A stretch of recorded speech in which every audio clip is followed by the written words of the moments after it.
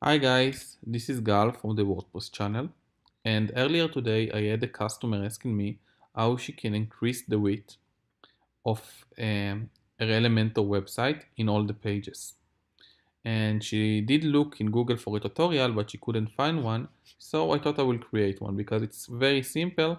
And let me show you just how you can do it. So the way you are going to do it, you will go to the dashboard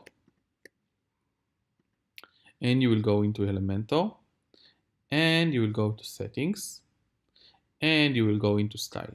And right here we can see that there are a few default values that we can change. So the default value for the content width is 1140, and let me just change it, for example, to 800, and let me save. And we can see that we just changed the width of the website to 800 pixels.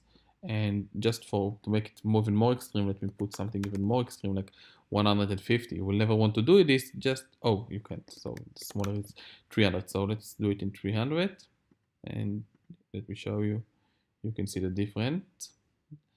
And we can also increase it to something like this.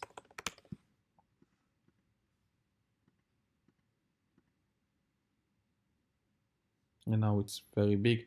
It actually takes all the width of my specific screen. And if we delete it, it will go back to the default of 1140. So that's it, guys. It's very simple. Again, you are going to Elementor in your dashboard, settings, style, and content width.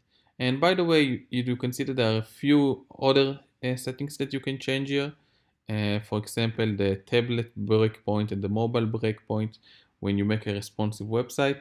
I'm not saying that you should change it, but if you want to know how to do it, this is the way to do it. Thank you, guys.